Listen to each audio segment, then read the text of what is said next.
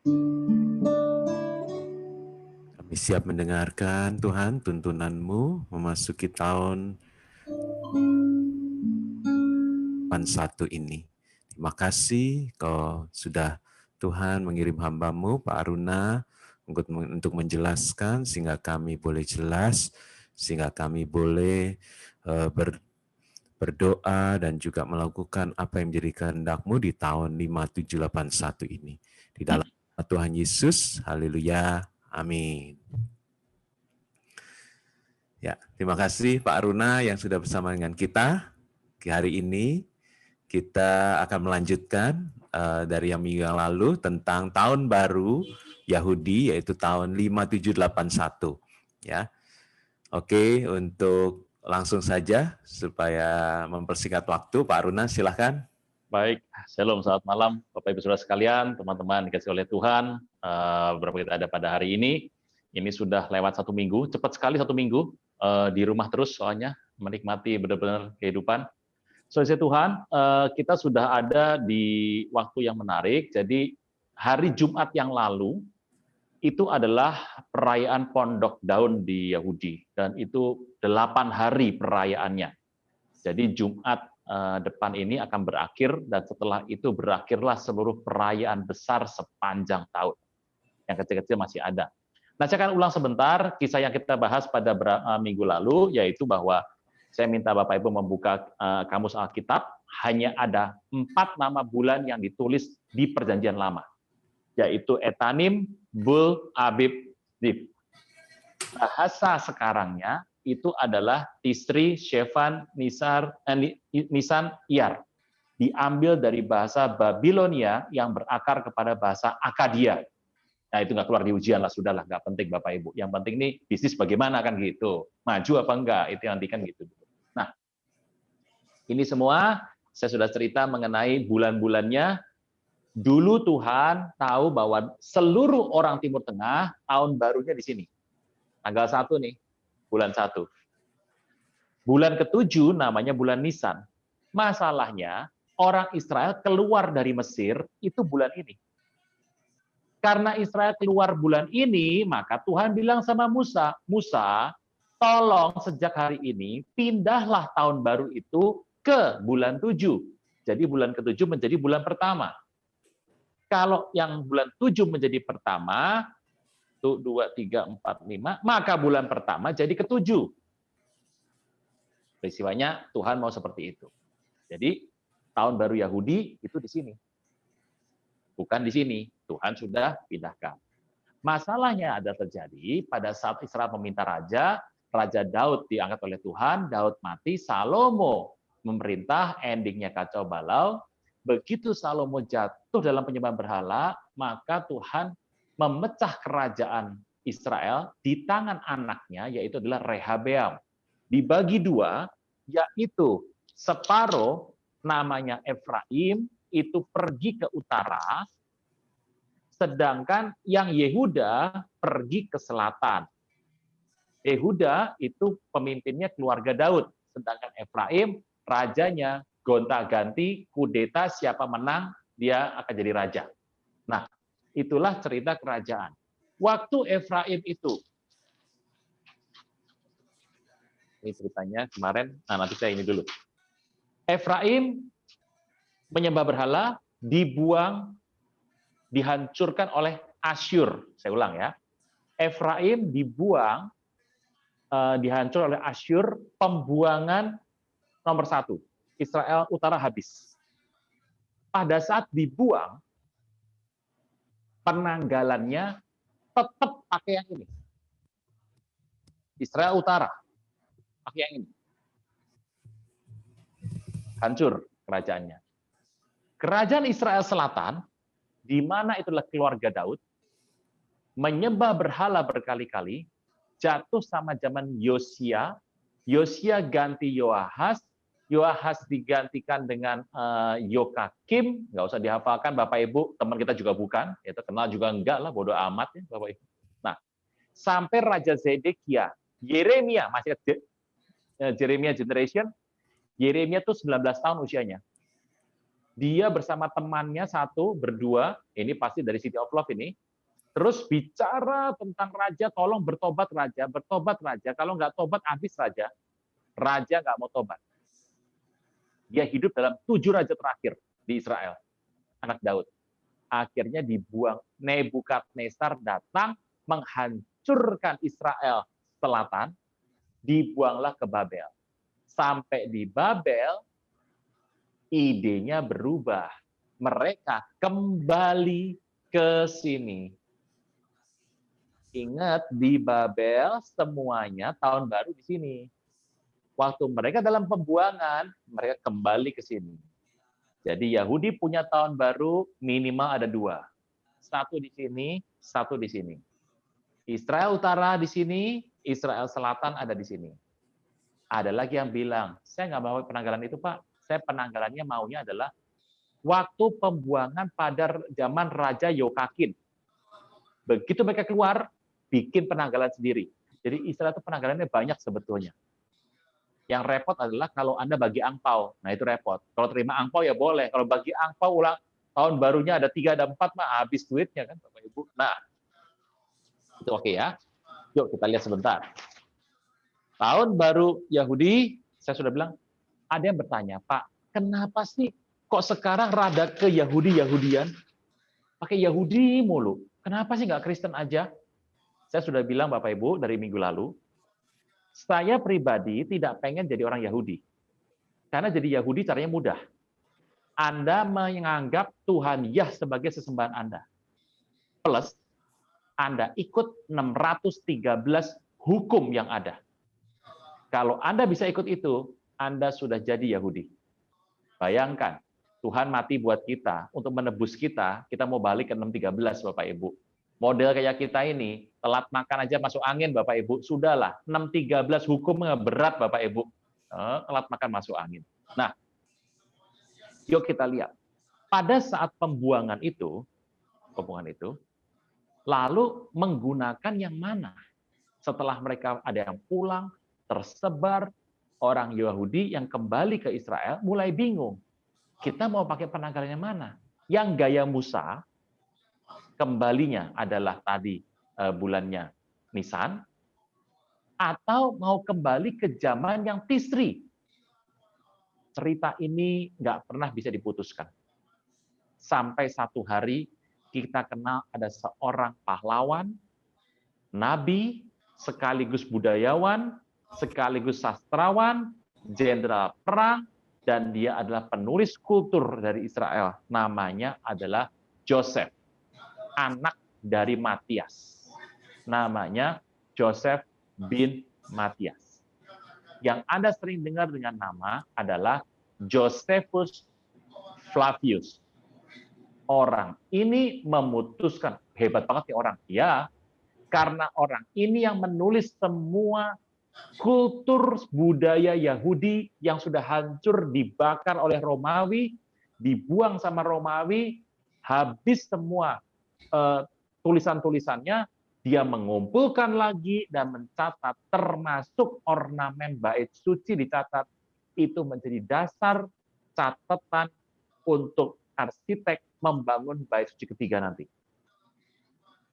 Orang ini dikenal sebagai orang hebat di Israel, dan dia memutuskan, satu, tahun baru ada 2. Yang pertama, tahun baru Nisan, 1 Nisan, yang tadi bulan ke-7 itu, Nisan, yang bulan Maret itu, yang musim semi itu adalah tahun baru urusan sorgawi. Divine affair. Urusan sorgawi. Urusan liturgi, urusan penyembahan, urusan sama Tuhan, menggunakannya penanggalannya itu. Tanggal 1-nya. Tetapi urusan sama manusia, human affair. Yang pertama, deal, transaksi, masalah sipil, masalah pemerintahan, masalah raja organisasi, birokrasi, masalah pengadilan, masalah cari uang, bikin sebuah perjanjian apapun, itu menggunakan 1 Tisri sebagai tahun baru. Jadi ada saudara-saudaranya ya. Jadi kenapa sih kita menggunakan yang itu? Nah, orang Israel mengatakan bahwa tahun baru satu Tisri, ini tahun barunya di sini, tahun baru ini, nih, dikenal dengan tahun baru satu Tisri atau tahun baru peniupan serunai atau tahun baru perayaan peniupan sangkakala atau dikenal sebagai tahun baru awal mula, dalam bahasa kerennya Rosh Hashanah. Rosh artinya adalah kepala atau satu, permulaan yang terkuat. Shana artinya tahun. Rosh Hashanah, permulaan tahun. Nah, ini semua akhirnya diputuskan saja dengan cepat, tahun barunya adalah Tisri. Dengan cepat saya mau cerita lagi. Yuk Bapak Ibu. Tahun baru itu adanya yang sekarang namanya adalah ini. Pertanyaannya, ini dihitung kapan? Ini dihitung pada saat opung Adam sama Oma Hawa, kongco Adam sama makco Hawa keluar dari taman di Eden. Kongco Adam sama makco Hawa itu hidupnya semuanya dalam kekekalan, nggak ada waktu. Tapi waktu mereka berdosa dan terusir dari taman di Eden, maka kongco Adam sama makco Hawa itu kemudian mulai menggunakan waktu. Apabila kita lagi Zoom hari ini, Opa Adam sama Oma Hawa hadir, Anda pasti live semua, live Zoom. Itu usianya segini. Bisa ini. Nah, yuk kita lihat. Orang Yahudi sangat terbiasa tidak pernah menggunakan yang namanya ribuan. Makanya ribuan selalu disimpan oleh orang Yahudi. Mereka biasa menggunakan adalah 2 angka terakhir. Anda juga demikian kan? Contoh, 178 tahun 45. Kenapa 45? Kenapa tidak 178 tahun 1945? Repot itu ketukannya. Nah, mereka menggunakan 2 angka terakhir sebagai penanda tahun. Oleh karena itu mereka menyebut tahun ini sebagai tahun 81. 81 ditulis dengan angka seperti ini. Nih, 81. Bacanya kan dari sebelah kanan ya Bapak Ibu. Gampangnya gini aja lah. Negara yang ada di sebelah timur Israel, itu kalau membaca pasti dari kanan ke kiri. Negara sebelah barat Israel, pasti kalau membaca dari kiri ke kanan. Karena senternya Israel. Contoh, China di mana? China dari kanan ke kiri. Arab gimana? Kanan ke kiri. Gitu. Eropa, kiri ke kanan. Indonesia, Pak? Iya, Indonesia masalahnya dijajah sama Belanda Eropa. Makanya dari kiri ke kanan. Gitu. Nah, 700 itu nggak pernah ada dalam aksara Ibrani. Adanya 400 sama 300. 400 itu begini, 300 itu begini. 400, 300. Nggak perlu dihafalkan. Kenapa? Nggak keluar di ujian, Bapak Ibu. Tetapi angka 5.000 itu begini tulisannya.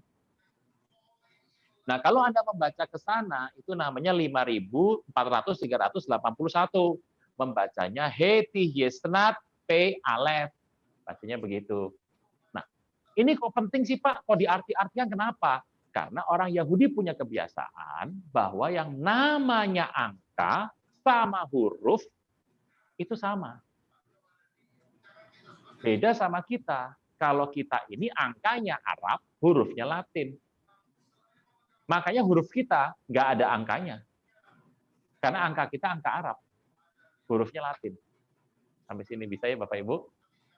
Makanya kalau Anda tahu huruf Latin kan cuma ada 7 yang bunyi.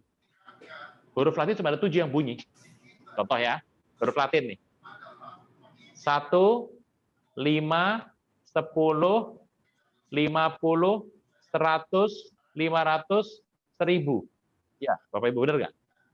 Terus lupa semua lah, lupa, nggak penting atau nggak. Ini saya nggak ada duitnya, udah lupa. Kalau yang apa ada terkait sama apa profit ya itu baru penting. Oke. Masalahnya begini Bapak Ibu, Anda kan tahu, huruf Mandarin, huruf-huruf zaman kuno seperti huruf Akkadia, Mesir, itu kan hurufnya semua adalah bentuk gambar sebetulnya. Benar nggak? Yahudi juga begitu.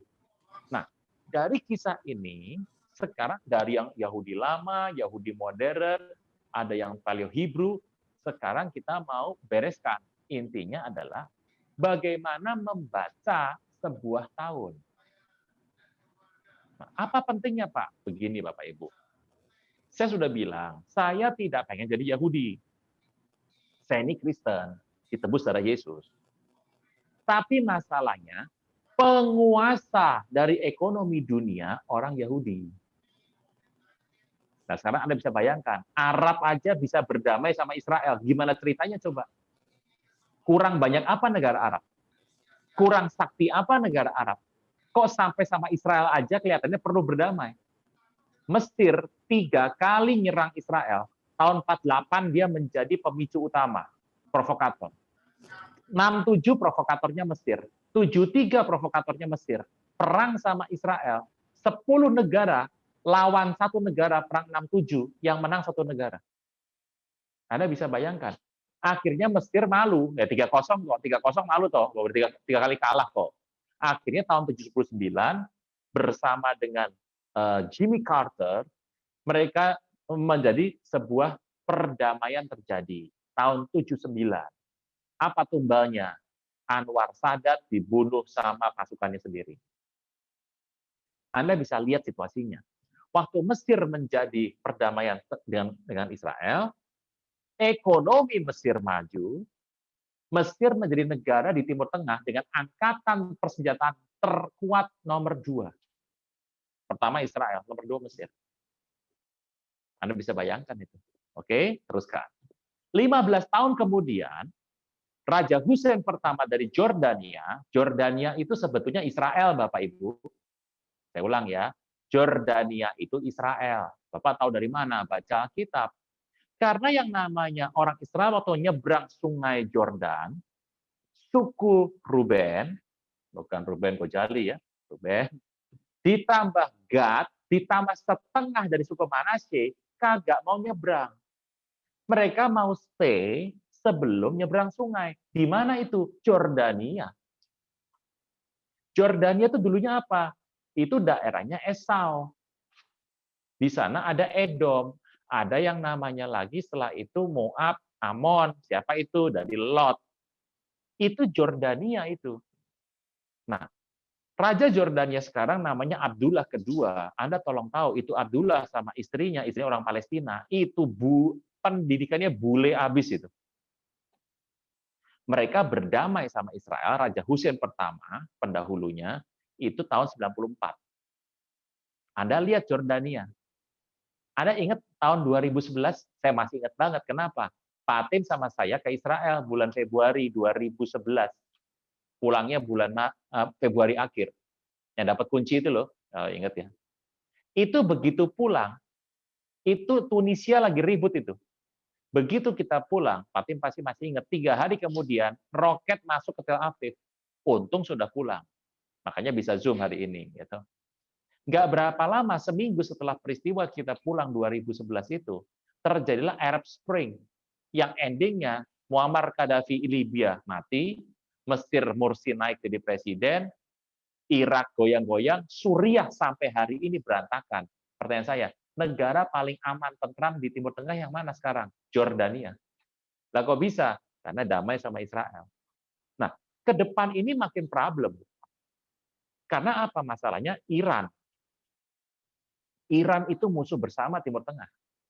Nah, Iran berani macam-macam karena dia punya yang namanya rudal. Rudal itu bisa langsung tembaknya langsung ke Tel Aviv. Rudalnya Iran itu. Langsung Tel Aviv itu bisa. Jaraknya kira-kira 9.000 km. Ya langsung itu. Nah, dari mana Iran bisa punya teknologi canggih begitu? Iya, di backup-nya sama Rusia. Siapa lagi yang punya? Korea Selatan punya itu. Siapa yang backup? China. Nah, demi mempertahankan Iran, demi mempertahankan supaya Iran itu nggak macam-macam. Bapak Ibu kan tahu, pada zaman Obama, nih lupa lagi nih, orang Indonesia ini pokoknya kalau sudah lewat lupa, karena kita ini bangsa pemaaf sih. Zaman Obama, dia perlu 2 kali telepon Benjamin Netanyahu supaya tangannya jangan mencet rudal. Netanyahu pada zaman Obama memerintah sudah pengen hajar Iran 2 kali. Kita lagi nungguin waktu itu, nyerang nih, akhir zaman nih, Tuhan datang nih, nggak jadi Bapak Ibu. Jadi ya sudah, penonton kecewa kan gitu. Nah, Iran itu mau dicepit. Dalam perjanjian damai ini, siapa yang akan masuk lagi? Bahrain. 4 ya, Bahrain. Siapa yang pro sebetulnya? Anda coba lihat, peta Israel itu bawahnya Mesir. Atasnya Israel, timurnya Israel, Jordania, udah damai nih. Sebelah baratnya, laut, nggak perlu damai. Laut nggak perlu damai, Bapak Ibu. Atasnya, Libanon. Makanya kalau saya tanya, negara mana lagi Pak yang bakal damai? Libanon. Mana lagi Pak? Oman. Mana lagi Pak? Qatar. Mana lagi? Kuwait. Tinggal tunggu. Arab Saudi kapan? Nanti. Arab Saudi lagi rame sama Yaman. Ini rame nih. Lagi rame. Arab Saudi satu-satunya negara Timur Tengah sekarang, selain Israel ya, yang memiliki menteri bagian AI. Robot perempuan bernama Sofia yang kemampuannya pakai kemampuan luar biasa sekali, menjawab orang seperti orang hidup. Robot Sofia, Anda bisa ketik di Google, itu sekarang mendapatkan warga negara Arab Saudi. Tahun berapa Pak? Tahun 2018. Nah, dari situ akhirnya Israel membuat perjanjian damai. Tujuan pertama adalah mengepung Iran. Karena ini kan Timur Tengah sebel sama Iran. Yang kedua adalah supaya Palestina bisa ditekan. Nah, perhatikan mata kita semua perjanjian ini. Kenapa perjanjian ini sebetulnya ditulis di Alkitab? Perjanjian itu nggak mungkin tersembunyi, harus perjanjian yang worldwide. Kalau perjanjian antara City of Love sama yang namanya gereja di 1F, ya itu perjanjian yang nggak perlu dilihat dalam konteks akhir zaman. Nah, tapi kalau akhir zaman itu adalah secara global. Nah, dari kisah ini saya mau cerita, Bapak Ibu, lalu sebetulnya cara membacanya itu bagaimana? Ada banyak cara, Bapak Ibu. Saya dapatkan 9 cara membaca tahun, bayangkan membaca angka. Kenapa sih kita bahas-bahas angka begini? Dunia ini penguasa ekonominya adalah orang Yahudi. Mereka punya pola pikir Yahudi. Akibatnya karena pola pikirnya Yahudi, waktu mereka bisnis, mereka jual beli minyak, mereka bikin yang namanya masa pergerakan saham, semua itu diatur berdasarkan kultur budaya Yahudi. Sebuah contoh nih paling gampang. Bapak Ibu kalau tinggal di Indonesia, saya jamin, Anda mau agama apapun, kultur apapun, tetap kalau mau yang namanya lebaran, Anda harus siapkan uang untuk karyawan Anda mudik. Ya, toh? Anda suka nggak suka itu? Sudah, karena kultur. Anda tinggal di sebuah tempat yang musim dingin. Saya mau tanya, Anda mau berasal dari manapun, suka nggak suka, Anda harus beli yang namanya mantel bulu. Masalahnya kita sedang ada dalam koridor orang Yahudi membuat kegiatan berdasarkan tahun. Makanya kenapa sih kita belajar kultur ini? Karena keputusan mereka terhadap sesuatu mempengaruhi dunia. Saya berikan contoh kalau nggak percaya. Bapak Ibu, Anda pasti tahu yang namanya Joel 3. Nanti dibuka ya Joel 3 ya. Itu Joel 3 kapan sih Pak disahkannya? Munculnya kapan? Zamannya Donald Trump. Tadi saya baru dapat foto. Ada pemulung bilang gini, kasih saya $1, kalau enggak saya milih Trump loh. Ini gimana Pak Trump? Nggak tahulah. Menurut saya dengan dia mengaku kena COVID, itu keuntungan besar buat dia. Kenapa? Nggak perlu debat lagi, nggak perlu salah bicara lagi, nggak perlu dikritik lagi. Joe Biden kalau ngomongin dia, orang bilang jahat banget sih orang lagi COVID tuh dia omongin. Nah, udah. Nah, kalau ini berlangsung terus ya kelihatannya keuntungan buat dia. Joel 3. Bapak milih siapa? Saya nggak milih siapa-siapa, orang Indonesia kok, makannya tempe bacem sama gudeg kok milih sana. Yuk kita lihat Joel 3.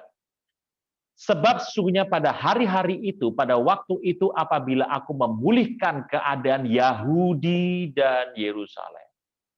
Yehuda is Yahudi. Tuhan akan mengumpulkan segala bangsa dan membawa mereka turun ke lembah Yosafat. Yosafat itu Yo Yahweh, Sfat itu adalah menghakimi. Yosafat, Tuhan akan menghakimi. Tuhanlah hakim. Tuhan akan berperkara dengan bangsa-bangsa di sana. Lembah penentuan, lembah penghakiman. Anggaplah ini sebuah court atau pengadilan. Tentang apa? Mengenai umatku Israel dan milikku sendiri Israel.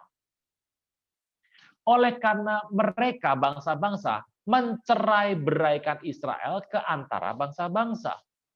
Dan membagi-bagi tanahku, kata Tuhan.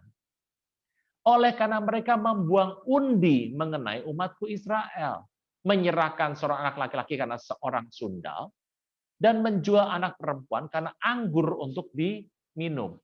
Lagi apa sangkut pautmu dengan aku, hai Libanon, Tirus, Sidon, Libanon, dan seluruh wilayah Filistin. Filistin. Daerah Filistin sekarang ini daerah yang diduduki oleh orang Palestina. Nama Palestina, Bapak Ibu, itu tidak berasal dari mana-mana. Jadi orang Romawi menguasai daerah Kanaan. Mereka membuat ring 1, ring 2, ring 3.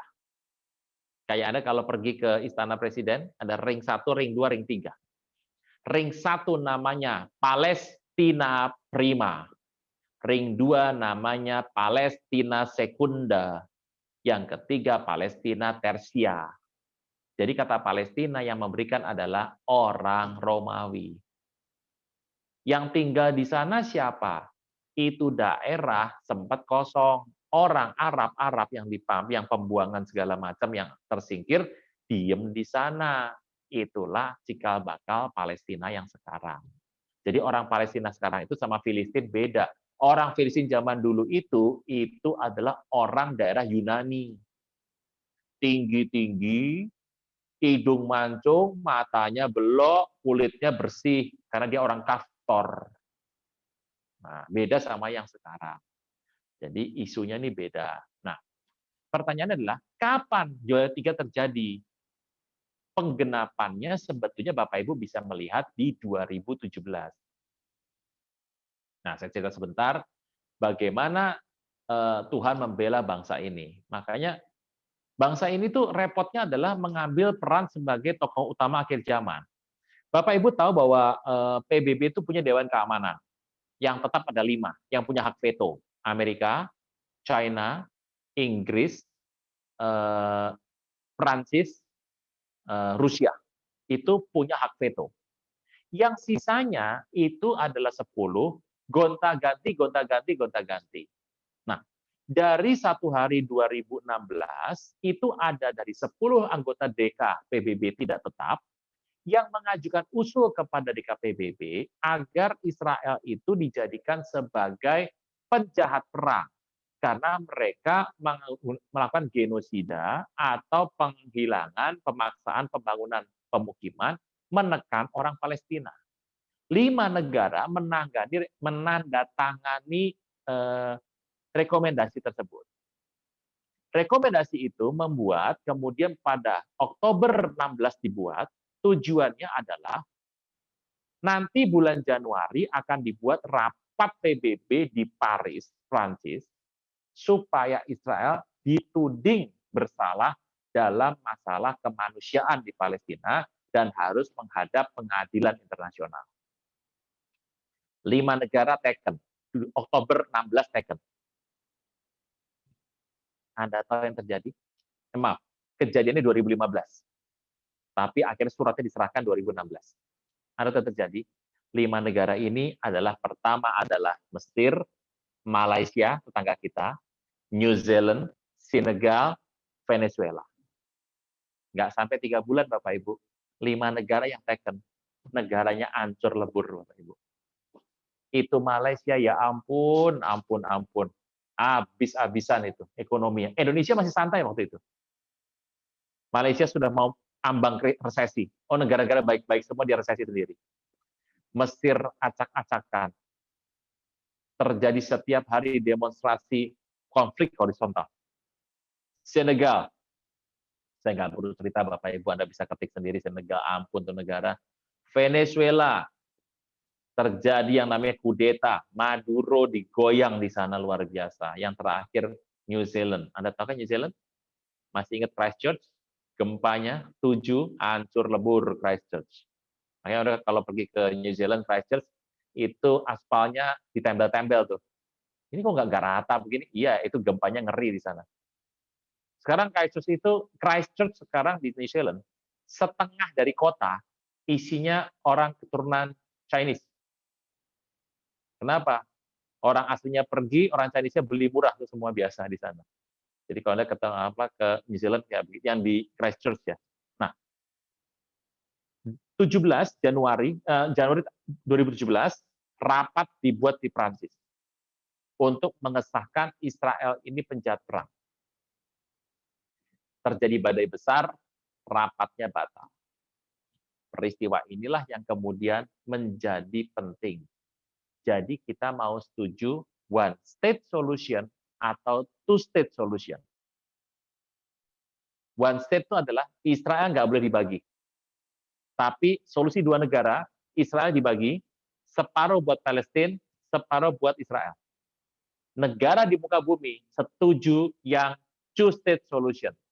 Cuma ada 4 negara yang menolak two state solution. Pertama Israel sendiri, kedua Amerika, ketiga Argentina, yang keempat saya lupa, tapi Indonesia pro yang two state solution. Tuhan sudah bilang di kitab Yoel. Siapa setuju untuk pembagian dua, membagi tanahku, Tuhan bilang ketemu sama aku. Dan ingat, cuma ada 4 negara di muka bumi yang hari itu tidak setuju, termasuk Israel. Nah, saudara Tuhan, peristiwa-peristiwa ini membuat kita sekarang sadar bahwa ternyata orang Israel itu punya sebuah message setiap tahun. Message inilah yang akan dibawa menjadi nuansa setiap tahun. Makanya kita kalau melihat message ini, kita harus sadar. Message ini diambil dari Alkitab, yang notabene katanya bahasa Ibrani adalah bahasa sorgawi, katanya begitu. Yuk kita lihat cara untuk mengartikannya. Ada 9 cara, tadi sudah bilang 9 cara. Yang pertama adalah menggunakan kesamaan bunyi. Contoh ya, kenapa sih orang Chinese Mandarin tidak suka kalau anaknya diberikan nama Si? Kalau bisa jangan Si. Walaupun tulisannya SIE. Sedang mungkin jangan. Kenapa? Karena ucapannya mirip sama 4. Mati. Gitu. 4 kan Si. Kenapa suka yang namanya angka 8? Katanya 8 itu Pak alias Fat. Fat itu adalah rezeki. Gitu. Itu adalah kesamaan bunyi. Sama, orang Mandarin juga gitu, kesamaan bunyi. Nah, tetapi Israel punya yang kedua adalah bentuk dari huruf. Nah, bentuk dari huruf ini yang mau saya pakai pada malam hari ini. Orang Yahudi nggak terlalu suka nulis angka yang ribuan. Jadi pakainya cuma angka yang ratusan. Saran saya Bapak Ibu, kalau Anda mau mengartikan ini, buat apa sih Pak ngartiin begini? Ya gini, kita pengen ngerti orang Yahudi itu kira-kira pemikirannya apa tahun ini. Kalau mereka semua perkiranya adalah A dan membuat A, maka warna dunia jadi A. Gitu. Ini buat persiapan jaga-jaga saja. Kalau Anda cuma memperhatikan huruf yang terakhir, nih 1, 2, 3, 4, 5, maka Anda dan saya cuma berputar-putar setiap 10 tahun. Kenapa? 10 tahun lagi juga kembali satu lagi. 10 tahun yang lalu juga satu. Jadi kalau Anda mengartikan satu, setiap 10 tahun Anda akan kembali ke tempat yang sama. Muter-muter hidup kita. Makanya nggak boleh dibaca sekali. Yang kedua, kalau Anda ambil 2, maka setiap 100 tahun, 5881 juga sama. Gitu kan? Kalau Anda ambil ini 100 tahun sekali, visinya muter-muter sama lagi. Pak, bagaimana kalau saya ngambil 3, Pak? Kalau ngambil 3, setiap 1000 tahun akan muter lagi. Gitu. Tapi sah, Pak, sah. Karena kan menurut angka di Alkitab 6.000 tahun. Jadi kita setiap 1000 sudah putaran terakhir. Jadi at least Anda kalau mau menyebutkan, Anda harus menyebutkan dari bentuk 3 angka terakhir.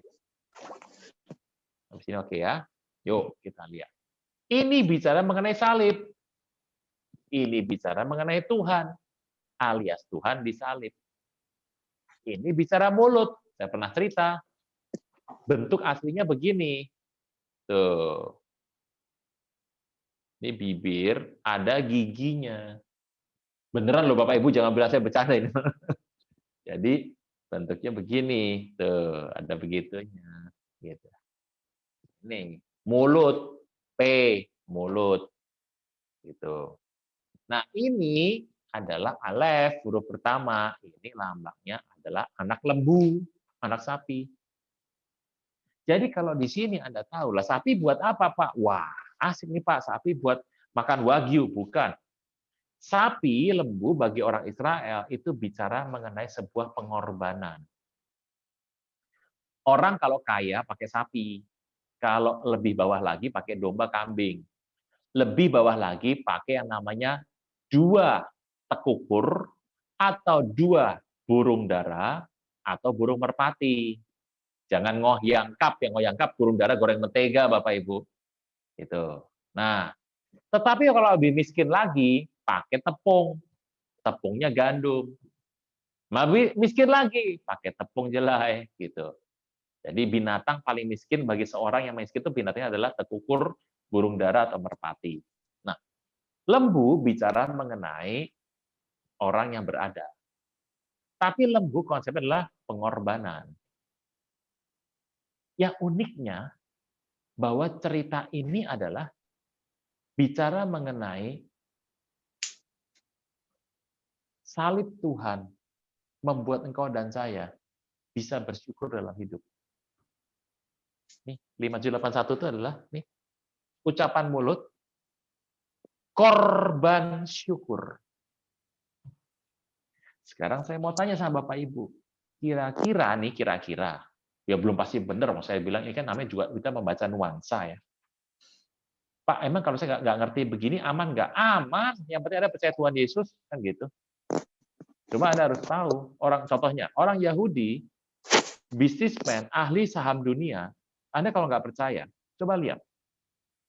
Rontoknya ekonomi dunia itu ada pattern-nya. Ada pattern-nya. Setiap 7 tahun akan mengalami kegoncangan turun.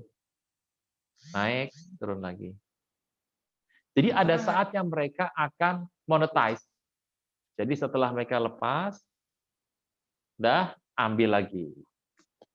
Naik, ambil, lepas, ambil lagi. Itu setiap 7 tahun. Loh, kenapa begitu? Kalau nggak percaya, Anda hitung saja. Kapan setiap kali krisis global dunia terjadi? Always, setiap 7 tahun. Apalagi yang namanya Jobel besar, yaitu tahun ke-49. Kapan tuh? 2015-16. Anda lihat kondisi ekonomi. Nah, kok bisa begitu? Ya karena orang Yahudi semuanya sepakat. Setelah mendekati 7 tahun, mereka harus ngelepas. Dilepas semua. Di bawah, ambil lagi, naik lagi.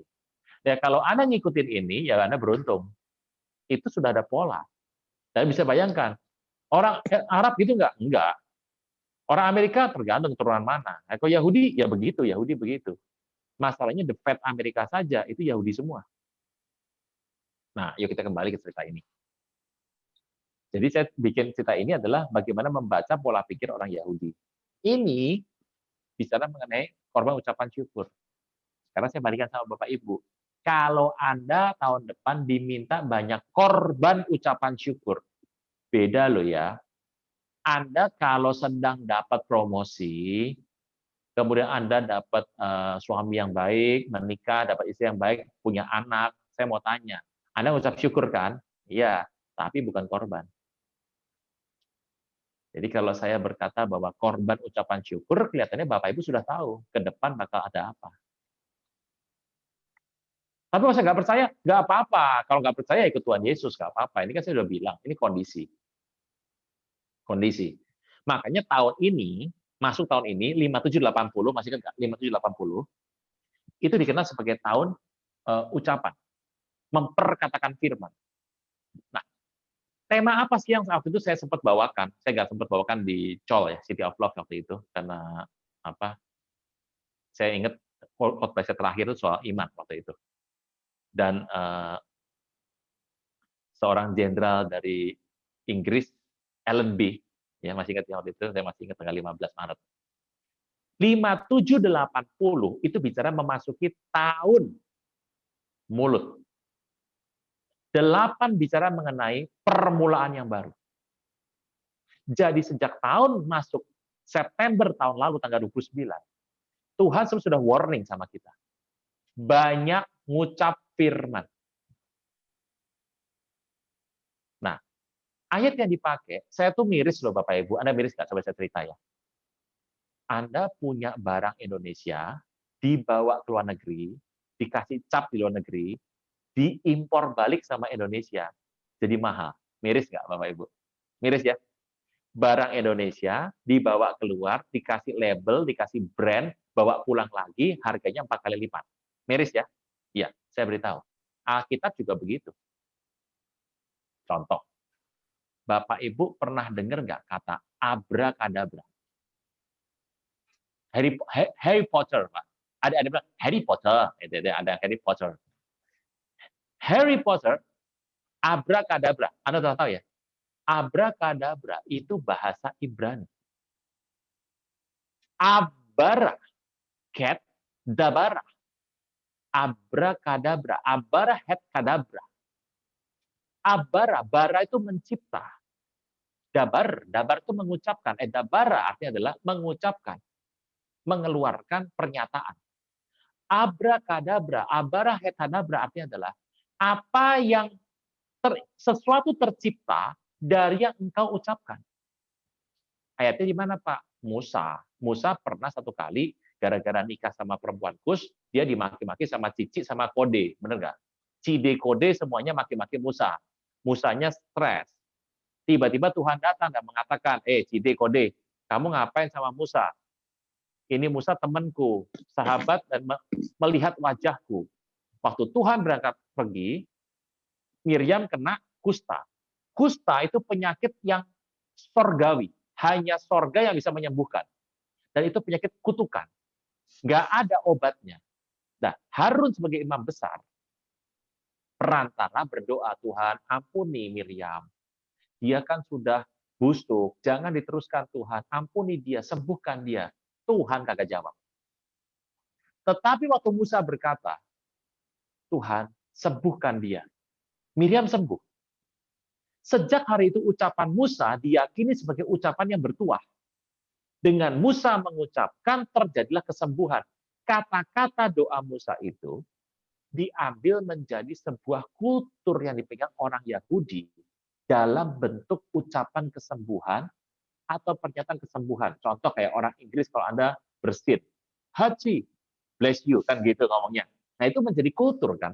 Nah cerita ini juga sama.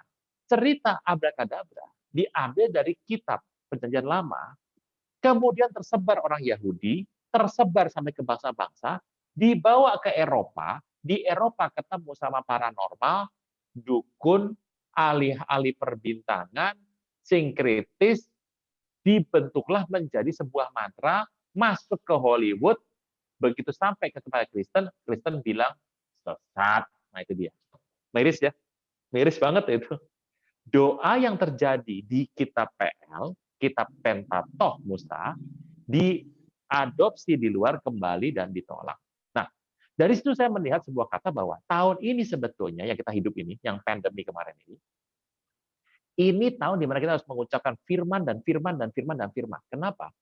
Yang kita lawan bukan pandemi sebetulnya, tapi adalah roh ketakutan, kekhawatiran. Nah, kekhawatiran dan ketakutan itu hanya bisa dilawan oleh firman. Karena firman itu mencipta. Sesuatu yang tidak ada, itu bisa mengadakan yang akan ada. Alam yang kita lihat ini, kendaraan kita lihat, rumah kita lihat, orang kita lihat, semua terjadi dari apa yang nggak kelihatan. Makanya firman itu mencipta. Nah, tahun ini, pada waktu kita masuk dalam pandemi itu, sebetulnya adalah tahun mengucapkan, memperkatakan firman Tuhan. Makanya waktu kita bicara firman, yang ingat nggak bahwa iman timbul karena pendengaran. Berarti Anda kalau baca firman, nggak boleh dalam hati. Kunyem, gini-gini, komat kamit, nggak ada ceritanya. Harus bicara firman. Nah, tetapi memasuki tahun yang berikutnya, 81, satu bicara mengenai anak lembu. Saya udah bilang tadi ya, ada banyak, Anda akan dengar hamba Tuhan beda-beda nih. Kenapa? Karena 9 cara. Pak, kenapa nggak semua dibagi semua? Jangan, nggak tidur kita nanti Bapak Ibu. Sudah yang penting-penting saja. Nah, yuk kita lihat Mazmur yuk, 50. Nah, ini sudah jam 9, saya maju sedikit lagi, supaya setelah itu kita bisa ngobrol-ngobrol. Mazmur 50. Mazmur 50 dikatakan ayat ke-23, saya bacakan. Siapa mempersembahkan syukur sebagai korban? Bayangkan, mempersembahkan syukur sebagai korban. Ada orang mempersembahkan syukur bukan sebagai korban, sebagai ucapan terima kasih. Syukur sebagai korban. Ia memuliakan aku. Kalau Tuhan ditinggikan, Tuhan tarik banyak bangsa datang kepada Tuhan. Siapa jujur jalannya, keselamatan dari Allah akan kuperlihatkan kepadanya. Saya percaya Anda sering ucapkan ayat 23b ini di Mazmur 91. Aku perlihatkan kepadanya keselamatan daripadaku. Tiap pagi ada yang ngomong gini kan? Saya tiap pagi doa selalu masuk 91. Kalau anak biasanya sore. Karena kalau pagi kepanjangan nggak sekolah. Kan sekolahnya sekarang pagi-pagi semua. Kalau istri malam. Jadi satu hari di rumah semua ngomong yang sama. Tuhan mau kita mempersembahkan syukur. Jadi apapun yang Anda lihat hari ini yang mungkin tidak baik dengan mata kita, ucapkan syukur sebagai korban. Tuhan janji, pertama, keselamatan daripada Allah akan kuperlihatkan. Ini keselamatan bicara mengenai banyak hal loh Bapak Ibu ya, bukan cuma satu hal. Ucapkan syukur sebagai korban. Itu PL-nya. TB-nya apa? Ibrani 13. Ayat ke-15. Bagus banget ya. Ibrani 15 ayat ke-13 ayat 15. Ibrani 13 ayat 15.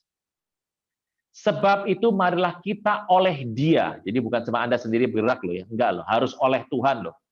Banyak orang berjalan bukan seperti yang Tuhan mau. Senantiasa, artinya apa? Berulang-ulang, rutin, dan continue mempersembahkan korban syukur kepada Allah. Yaitu apa sih? Ucapan bibir yang memuliakan namanya. Jadi saya senang kalau ada ketemu saya, puji Tuhan Pak, itu senang saya dengarnya tuh. Orang Kristen itu punya 3 kata-kata wajib, puji Tuhan, shalom, haleluya. Nah, 3 tuh. Ucapkan itu senantiasa dalam hidup Anda. Yang memuliakan nama Tuhan. Berarti Anda sudah bisa menebak kira-kira apa yang akan terjadi di 2020 akhir dan masuk 2021.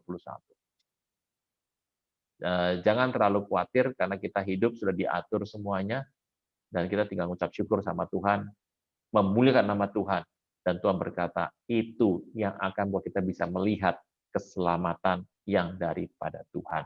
Nah, itu adalah inti yang saya mau sampaikan untuk 5781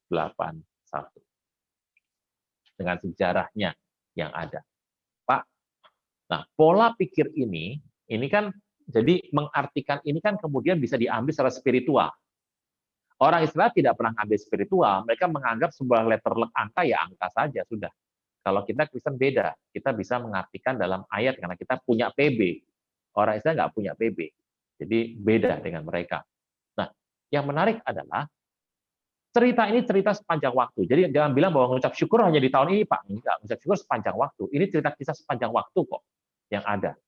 Nah, kenapa Anda lihat ucapan syukur ini? Ke depan, kita akan melihat ini dunia sekarang menjadi seragam, Bapak Ibu, seragam semuanya. Di dunia ini cuma ada 4 hal yang bisa bikin orang seragam. Tua, muda, miskin, kaya, merdeka, hamba, besar, kecil, orang itu menjadi seragam. Saya tahu lah, orang kaya, orang miskin beda. Orang bos atas karyawan sama di bawah itu beda. Laki, perempuan, besar, kecil, tua, muda juga beda. Tapi ada saatnya di mana orang semuka bumi bisa menjadi sama. Pertama adalah perang. Kalau udah perang, semuanya sama. Anda mau seperti apapun hidup Anda, kalau sudah perang, sama. 2 adalah resesi ekonomi. Kalau sudah resesi, uangnya semuanya sulit. Krisis atau jurang depresi. Yang ketiga adalah bencana alam. Kalau udah bencana alam, semuanya deg-degannya sama itu, Bapak Ibu. Yang keempat adalah pandemi.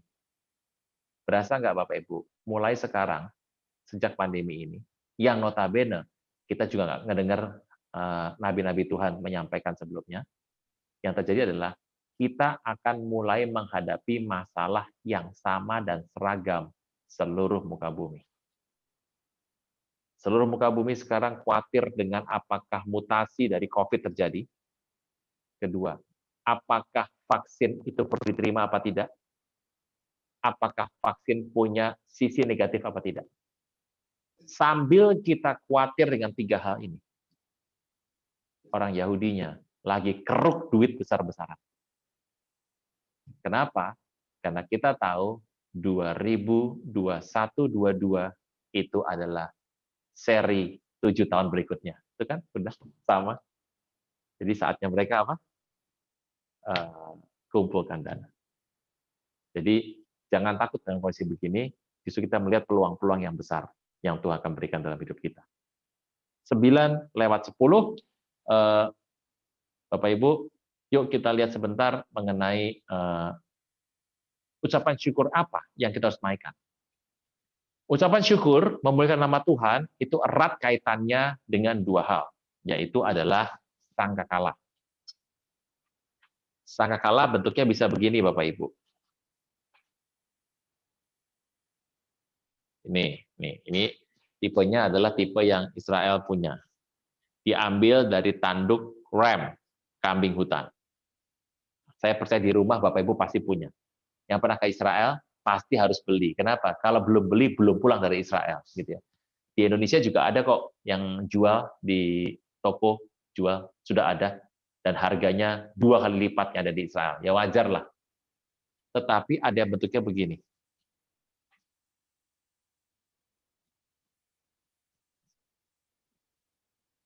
Ini. Pertanyaannya, apa bedanya? Namanya juga beda.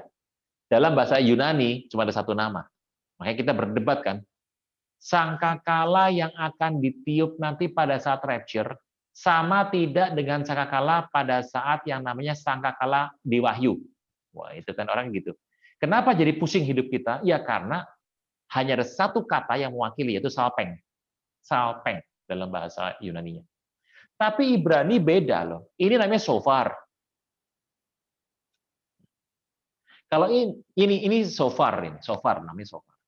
Ini katsoterah ini namanya. Katsoterah. Saya percaya Anda nggak beli ini. Buat apa beli ini juga? Paling mau tahun baru, nanti towet-towet ya itu. Yang ada, kalau orang jualan trompet di pinggir jalan itu, yang buat tahun baru, itu yang ini. Beda ini. Ini dibuat dari perak. Yang ini untuk hal-hal dunia. Mengumpulkan orang, peperangan, assembly besar, gathering, semuanya pakai ini. Ingatan akan sesuatu yang Tuhan mau buat pakai ini. Tapi kalau yang ini, urusannya sama liturgi. Nah, orang Israel sekarang kalau tahun baru perayaan pakainya ini. Tiup. Nah, apa sih arti meniup ini? Itu bicara mengenai mengumandangkan Jadi apa sih simpelnya harus kita buat, Pak, simpel dalam kekristenan hari-hari ini? Pertama adalah banyak ucap syukur, memuliakan nama Tuhan, dan kumandangkanlah itu dimanapun kau berada. Ucapan yang bagus yang keluar dari mulut, itu akan membuat perubahan dalam seluruh aspek kehidupan kita. 5781, banyak korban ucapan syukur. Ada kondisi apapun nggak enak, ngucap syukur. Karena tematiknya ngucap syukur. Kalau begitu, belum terlambat saya mengucapkan selamat tahun baru. Saya kembali kepada Pak Atim dulu, jika dia mau tanya, jika tidak saya akan teruskan nanti. Ya, terima kasih Pak Aruna. Ya, ada yang mau tanya? Mumpung ada Pak Aruna nih.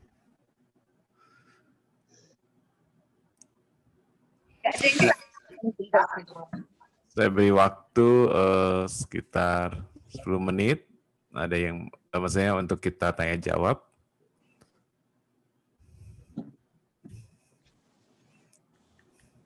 Ada?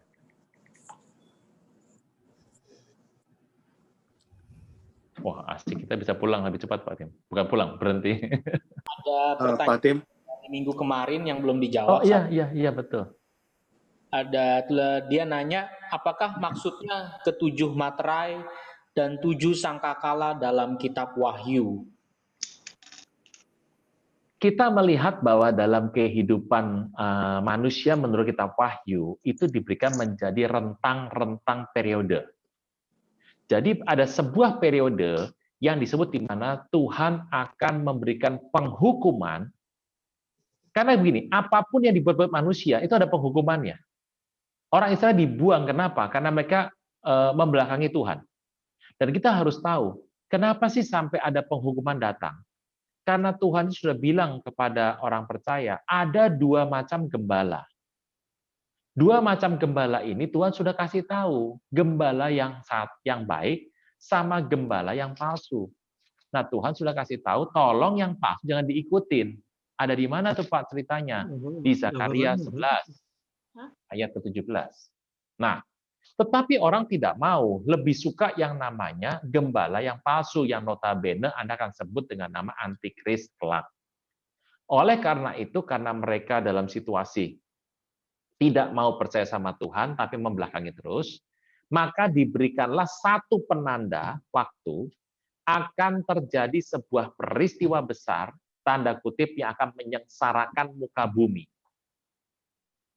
Ini adalah sebuah penghukuman kepada orang-orang yang selama ini berbalik daripada Tuhan dan tidak pernah mau kembali sama Tuhan. Itu ada waktunya.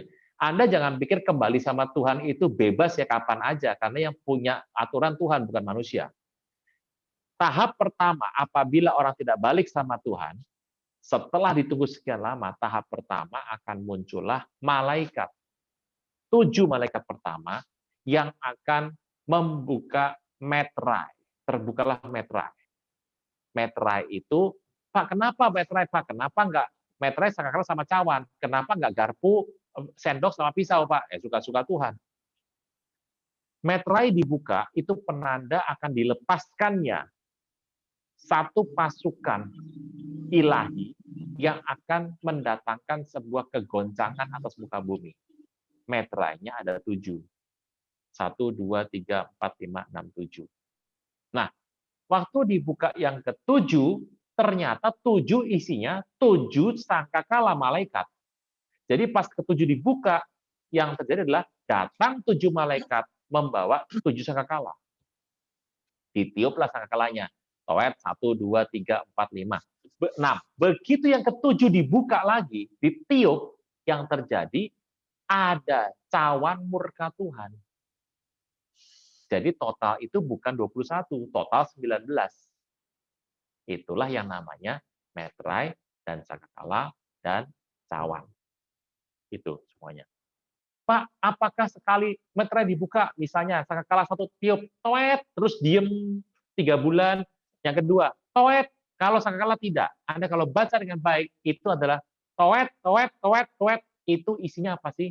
Sangkala 1 sampai sangkala 5 itu isinya adalah meteor datang menghantam muka bumi. Benda-benda alam, langit datang kepada muka bumi.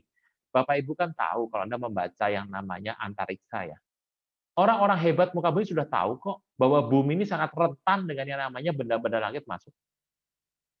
Nah, kalau meteor itu kondisinya masih di bumi. Jadi kehancuran yang ada di sini. Kalau sangkala itu dari sini, dari luar, gini.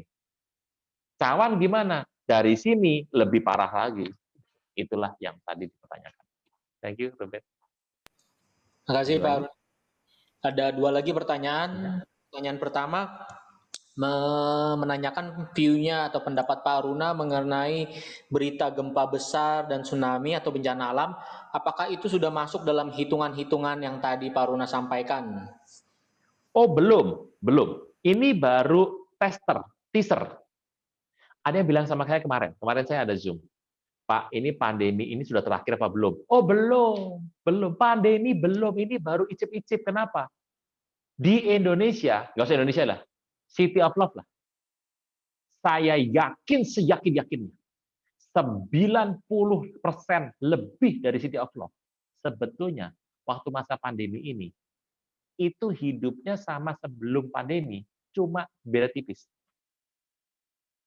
Nggak keganggu-ganggu banget. Masih makan bakmi, pakai bakso, pakai pangsit. Gitu. Masih duduk santai, senyum-senyum, masih gendong yang namanya pleki. Nah, masih bisa punya kuota nonton ini serian Kueceng sama Oyong. Saya yakin banget tuh. Jadi ternyata pandemi ini tidak menyentuh seluruh orang.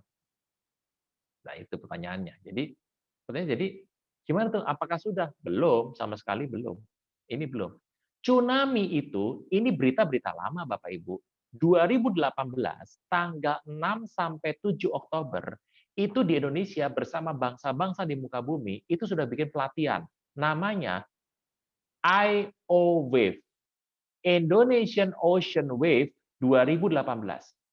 Isinya adalah latihan mitigasi bencana apabila di Jawa bagian barat daya terjadi sebuah bencana gempa di laut 9,2 skala Richter.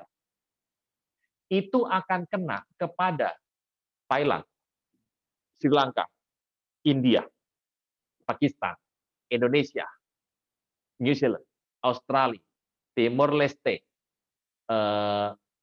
negara di atas lah semuanya, itu kena semua. Termasuk Indonesia paling banyak kena, makanya dibikin pelatihan mitigasi.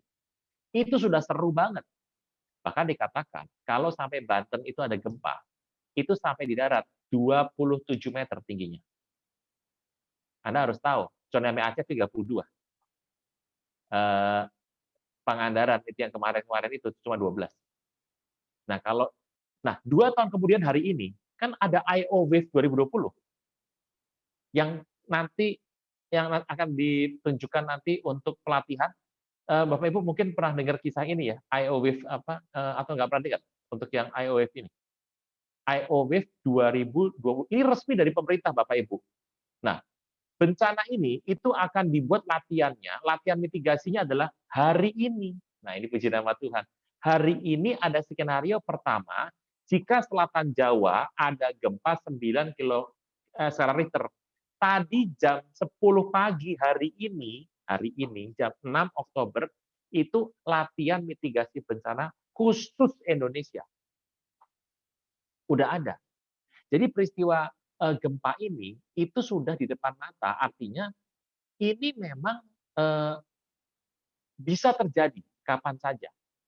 Yang ngomong ini bukan asal pakai doa. Nah, yang menariknya adalah saya mendapatkan update dari para pendoa itu tentang gempa ini. Dan mereka juga sudah bersiap-siap berdoa untuk menahan supaya jangan sampai ini jeblok pada sebelum waktunya. Ditahan. Berapa lama Pak ditahan? Nggak tahu. Sampai jumlah jiwa yang bisa dituai. Oleh karena itu, kita lagi berdoa, Tuhan, kalau boleh jangan gempa dulu, kita mau akhir zaman ini amanat agung kita selesaikan. Jadi Anda kalau ke Jogja berasa banget tuh, anak Jogja sekarang biar keren, tubuhnya sudah persiapan untuk mitigasi. Jadi ngapain nih? Persiapan mitigasi bencana. Gitu. Ya, ini memang pemerintah sudah kasih tahu. Jadi ini bukan hoax ya, resmi. Sudah ada mitigasinya. Oke, kira-kira gitu. Ada pertanyaan lagi Pak. Ada yang bilang di Indo itu udah ada yang hits tentang pakai chip di dalam tangan ditanam. Kalau kita pakai chip itu, kita harus pakai atau gimana? Dan apakah akan mempengaruhi keselamatan? Pertama, Indonesia pakai chip. Aduh, ini berita lama kemasan baru. Di Eropa, di Amerika 2004 sudah jalan. Di Swedia itu 2013 sudah perusahaan sudah pakai banyak. Bahkan di Amerika Latin ini sudah jamaknya bukan main. Jadi sudah kayak biasa menggunakan chip. Bahkan kalau Anda mengerti sekarang pola-pola ini sudah dipakai. Indonesia kan yang rame kan baru yang kemarin bikin ini aja, bikin film itu, video singkat itu, yang kiri kanan pakai 2 itu loh, gitu yang frekuensinya beda, gitu Anda tahu. Itu barangnya masih barang lama itu edisi lama, edisi 2004 itu barangnya. Yang lebih canggih dari itu sudah ada sekarang, dan dia belum pakai. Tapi mungkin memang belum stabil ya. Pertanyaannya, pakai chip buat apa? Begini, chip kan jadi rame gara-gara ini perkembangan dari barcode 666 Wahyu 13, 16, sampai 18. Sebetulnya Alkitab sudah bilang bahwa nanti akan barang siapa menerima tanda. Nah, makanya jangan khawatir kalau Pak saya nggak mau terima Pak, saya dipaksa Pak, dipegang, direjeng Pak, dimasukin Pak. Enggak, Alkitab nggak pernah bilang begitu. Kata menerima itu artinya willing. Anda bersedia. Contoh, Anda pakai handphone kan Anda bersedia ya, nggak dipaksa tuh. Anda pakai e-tol juga nggak dipaksa kok sama pemerintah. Nah, jadi Alkitab nggak bilang Anda akan dipaksa, tidak. Itu willing. Tujuannya apa? Kemudahan. Saya ini mulai khawatir, kemudahan teknologi itu ini satu data. Data bisa diambil, pertama memang dari bentuk face recognition. Yang kedua, pakai iris mata, mata yang dipakai. Nah, yang paling bagus sekarang adalah face recognition. Dulu Anda kan pakai tekenan, bisa dicontek kan? Anda pakai sidik jari. Nah, kalau Anda tadi sidik jari, waduh, kalau Anda alergi gimana? Nggak bisa masuk. Kalau gitu pakai ini Pak, pakai mata. Nah, kalau mata kan Anda tahu. Ibu-ibu, para gadis-gadis di City of Love tahu. Kalau perempuan itu pakai namanya softline warna biru atau hijau, itu nambah cantik 3 level. Jadi kalau Anda mau difoto, harus dilepas dulu kan kacau. Oleh karena itu yang terbaru sekarang adalah pengenalan wajah. Karena wajah itu diambilnya begini. Pak, istri saya potong rahang, Pak, ke Korea Selatan, Pak. Jadi nanti kalau difoto hilang. Nah, tenang saja. Yang dipotong kan sini. Kan nggak mungkin semua dipotong. Kan ini diputar begini, diputar begitu. Jadi diputar begini. Tuh, diputar. Nah, itu dipakai. Sekarang face recognition. Semua data di situ diambil. Kalau nggak percaya, pergi ke PIK. Di situ sudah ada supermarket yang nggak ada kasirnya. Udah masuk belum di PIK? Di Jakarta beneran. Anda ke sana. Itu Anda unduh aplikasi, beli barang, bawa, taruh di sebuah tempat, dia langsung pindah. Semua, langsung dia lihat wajah Anda di kamera, langsung Anda harus unduh dulu, isi duit. Begitu Anda lewat, dia lihat wajah Anda, sudah tahu, langsung kepotong uang Anda. Di PIK sudah ada. Yang punya siapa Pak? JDID. Nah, pengen pergi nanti sekalian gitu habis pasang sekalian. Nah, soal chip, saya cenderung tidak terlalu suka lagi menyebut kata chip karena memang cenderung menjadi kadaluarsa. Saya lebih suka pakai nama AI, Artificial Intelligence. Tapi Alkitab cuma kasih tahu sama kita satu. Itu namanya tanda di tangan dan di dahi. Dahi bicara pikiran, tangan bicara aktivitas. Jadi yang mau dikendalikan adalah pikiran Anda dan aktivitas Anda. Nah, cara yang dilarang oleh Alkitab cuma ada satu. Tanda, pakai bahasa asli, karakma. Karakma itu artinya adalah ditoreh, masuk. Jadi kartu kredit, chip bukan? Chip. Anda pakai KTP pakai chip, handphone chip, QR juga chip, QR code itu chip. Tapi itu kan nggak masuk tubuh. Yang Alkitab bilang tanda itu artinya harus injek masuk tubuh. Sejak itulah beberapa hamba Tuhan memutuskan tidak mau memasukkan AI ke dalam hidupnya, dalam tubuhnya. Anda udah nggak bisa lari, Bapak Ibu. Anda pakai AI semua ini. Ini Zoom juga pakai. Tapi asal tidak masuk tubuh. Pengaruh nggak sama keselamatan? Masalahnya bukan pengaruh. Waktu Anda masuk, diyakini engkau akan hidupnya terpengaruh untuk itu. Jadi keselamatan nggak hilang tiba-tiba kan? Pelan-pelan. Orang itu nggak ada yang namanya ikut City of Love kemudian tiba-tiba jadi ateis, nggak mungkin. Langkah pertama sama Tuhan. Langkah kedua adalah mulai suam. Habis suam, hati sakit. Habis sakit, mempertanyakan keadilan. Mempertanyakan firman Tuhan benar apa tidak. Firman Tuhan ini kuat apa tidak. Lama-lama, apa iya hanya firman Tuhan. Lama-lama, ya langsung gnostik, agnostik, lama-lama ya ateis. Gitu. Kira-kira gitu. Oke, Pak Runa, ada dua lagi. Yang pertama, dia ini masih nanya dari minggu kemarin kayaknya. Jadi tanggalan yang akurat yang mana ya Pak yang dipakai untuk kedatangan Tuhan katanya? Tuhan bilang hari dan tanggal nggak ada yang pernah tahu. Penanggalan manapun Yahudi kuno, Yahudi modern, penanggalan Masehi, penanggalan Arab, Jawa, Chinese, India, tidak satu pun yang bisa melihat Tuhan akan datang. Tidak ada satupun yang bisa lihat. Untuk melihat Tuhan datang, tidak menggunakan penanggalan. Penanggalan ini hanya melihat suasana yang terjadi. Tuhan datang, lihatnya bukan pakai penanggalan. Gitu. Pakai apa, Pak? Pakai algoritma. Bisa pas nggak? Enggak juga. Gini loh, kemarin saya tuh ditanya, Pak, jadi ini bukannya promo ya Bapak Ibu ya. Bapak Ibu kalau ada waktu hari Kamis itu saya biasanya ada ngeluarin video singkat pengajaran tentang algoritma. Ketik aja nama saya di YouTube, channelnya juga nama saya. Orang tanya, Pak, emang bisa membaca sesuatu? Gini, kita nggak pernah tahu. Contoh ya, saya nggak pernah tahu loh, Pak Tim itu pergi ke City of Love Sekretariat kapan, saya nggak pernah tahu. Nggak pernah tahu. Tapi yang saya tahu, andai kata beginilah, Pak Tim kalau mau pergi ke kantor selalu main sepeda sejam, terus ngasih makan anjingnya. Nah gitu. Ini contoh, nggak begitu juga ini contoh. Saya nggak pernah tahu beliau itu pergi kapan, saya nggak pernah tahu. Tapi yang saya tahu, kalau dia sudah naik sepeda 1 jam, mandi, ngasih makan anjingnya kenyang, nggak berapa lagi berangkat.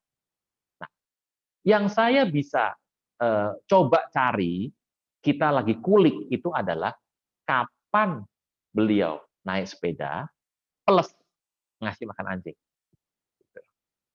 Itu jangan-jangan setelah itu dia ke kantor. Anggaplah ke kantor itu adalah akhir zaman Tuhan datangnya. Kita nggak pernah tahu. Tapi kita bisa baca. Kalau sudah anjing kasih makan, sudah naik sepeda sejam, bentar lagi ke kantor. Tapi kan bisa. Tengah malam tiba-tiba ke kantor. Bisa kan? Bisa. Bisa. Anjing sudah makan dari pagi, sudah nggak main sepeda, tiba-tiba dipanggil sama kantor, berangkat ke kantor. Bisa. Tapi ada pattern pola. Nah, apabila beliau sudah ngasih makan anjing dan main sepeda, ya kita tungguin dong Pak Tim, bener nggak? Apa ke kantor? Belum tentu. Belum tentu, tapi biasanya begitu. Nah, jadi kita hanya bisa menunggu seperti itu saja. Tiada kalender apapun yang bisa membuktikannya. Oke Pak, terakhir. Asik. Nah, nggak ada yang tanya lagi gitu ya. Ada jemaat yang mau nanya, kan zaman Israel dulu kan sistemnya kerajaan. Betul. Nah, terus sekarang ini Israel kan udah nggak pakai sistem kerajaan lagi. Ya. Terus keturunan raja-rajanya apa masih ada? Kalau masih ada itu statusnya keturunan raja-raja itu gimana di Israel sekarang? Oke. Israel itu sebetulnya rajanya Tuhan. Tidak boleh punya raja. Makanya kalau Anda tahu yang namanya Saul itu bukan raja. Saul itu pangkatnya adalah Nagid. Israel itu konsepnya bukan raja tapi gembala. Jadi gembala tuh dari nomor 1 sampai yang sekarang nomor 60 itu tetap semuanya. Nomor 60 itu Netanyahu. Nomor 1 Otniel. Otniel itu ponakannya Kaleb alias mantunya Kaleb juga. Nah, orang Israel punya raja selesainya kapan? Pada saat terjadi yang namanya pembuangan ke Babel. Raja terakhirnya adalah Zedekiah. Nah, Yokakim yang kemudian jadi Yokakim Yekonya. Nah, setelah pulang dari sana sudah nggak ada raja lagi di Israel, nggak ada sudah, sama sekali nggak ada raja. Setelah itu pembuangan, habislah semua, muncullah sekali kemudian yang namanya adalah 48 abad 20 tahun 48 1948 Israel merdeka. Makanya diangkatnya ada presiden, ada perdana menteri. Jadi konsep raja sudah nggak ada. Keturunan rajanya mana? Boro-boro, udah pembuangan, sudah campur aduk, genetiknya sudah mud blood. Oh, ini darah campur, sudah nggak ada yang asli. Udah. Yang Yehuda raja nggak? Ya ada. Keturunan Daud juga masih ada, tapi sudah nggak berani mengklaim dirinya sebagai darah biru, benar sudah nggak ada. Udah habis semuanya. Nah, nanti raja terakhirnya adalah datangnya Mesias. Jadi mereka tuh punya catatan loh Bapak Ibu. Saya percaya Bapak Ibu, yuk dengan cepat yuk daftar 7 presiden Indonesia. Nah, Bung Karno, terus Pak Harto, Pak Habibie, Gus Dur, Bu Mega, Pak SBY, Pak Jokowi. Ayo wakil presiden cepat. Yuk, saya duluan ya, Bung Hatta. Ya terus ada.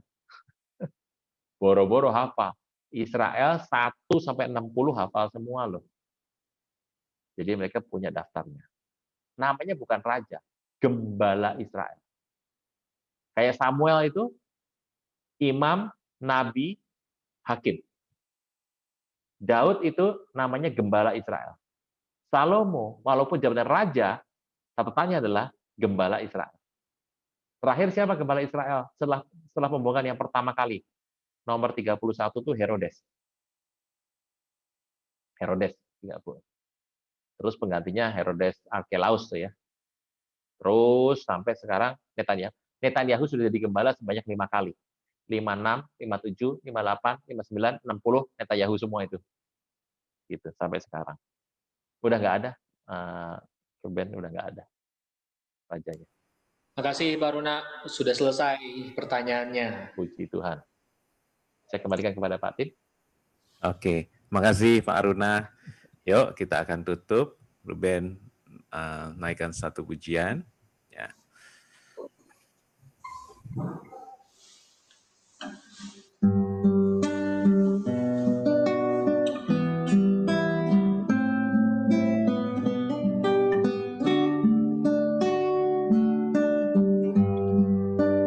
Engkaulah kekuatanku,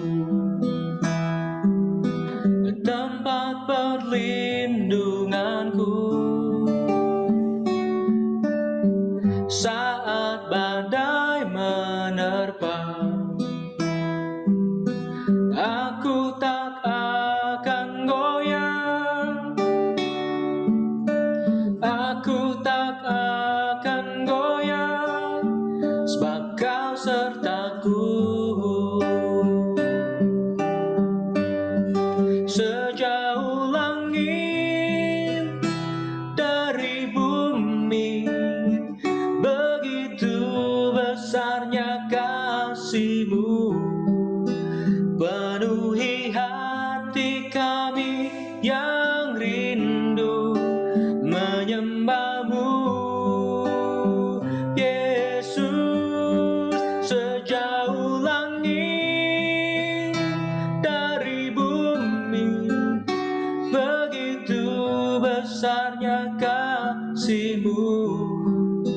Kaulah Tuhan, kekuatanku, sukacitaku.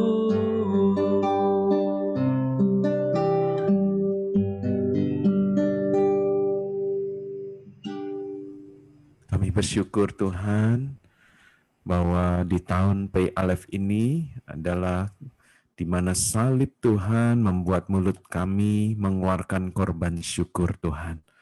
Terima kasih Tuhan, kami percaya firman-Mu bahwa kami harus memikul salib-Mu Tuhan. Kami percaya dan pengorbanan yang sempurna sehingga membuat mulut kami terus mengeluarkan ucapan syukur kepadamu.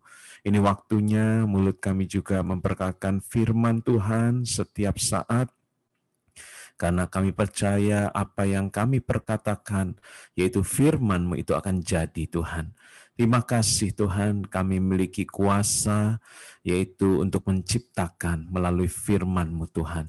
Terima kasih, karena itu kami mau terus memiliki iman, di mana iman timbul dari pendengaran akan firman Tuhan, sehingga dari iman itu Tuhan, kami memiliki pengharapan, dan pada waktu pengharapan kami hanya kepadamu, pengharapan itu tidak mengecewakan. Kami akan sampai pada kasih-Mu Tuhan, kami akan penuh dengan kasih-Mu yang membuat kami sempurna di hadapan-Mu Bapa. Terima kasih Bapa untuk Pak Aruna yang telah memberkati kami, yang telah menjelaskan dengan sangat jelas kepada setiap kami Tuhan, apa yang menjadi arti dari tahun baru ini, tahun 5781, di tahun P Alif ini Tuhan. Terima kasih, berkati Pak Aruna, berkati pelayanannya baik secara online dan juga Tuhan pelayanannya Tuhan sebagai hamba-Mu untuk terus melayani dan memenangkan jiwa melakukan amanat agung. Terima kasih, berkati juga Mei sebagai istri, juga anak Pak Aruna dan Mei yaitu Andrea, Kau berkati juga dalam studinya. Kau buat berhasil dan nama Tuhan ditinggikan selalu. Terima kasih juga untuk semua anak-anak-Mu, semua yang telah ikut dalam ibadah tengah minggu malam hari ini, berkati Tuhan. Biar apa yang kami dengar, Roh Kudus menolong kami, sehingga kami boleh mengerti, dan juga biarlah bukan hanya sebagai pengetahuan, tapi juga Tuhan kami boleh mempraktekkan bahwa melalui mulut kami di masa-masa ini kami akan memperkatakan firman Tuhan, kami akan banyak mengucap syukur, dan kami mau Tuhan, kami karena bersuka cita, karena kami percaya pengucapan syukur adalah awal dari mujizat. Terima kasih Bapa. Kami boleh selesai malam hari ini, kami juga mau menerima berkat-Mu. Mari angkat dua tangan kita untuk menerima berkat dari Tuhan. Terimalah berkat, kasihkan berlimpah-limpah dalam apa-apa, di dalam anak yang tunggal Tuhan Yesus Kristus, serta persekutuan dengan Roh Kudus, menyertai kita semua mulai malam hari ini, sampai Tuhan Yesus menjemput kita semua dalam permai, bahkan untuk selama-lamanya. Mari semua yang percaya dan diberkati katakan, amin. Ya.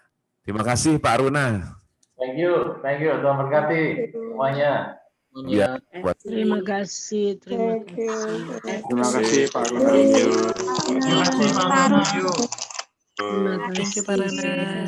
Thank you Pak Tim. Malam Pak Lexi. Ya, oke. Malam Pak Tim. Ya.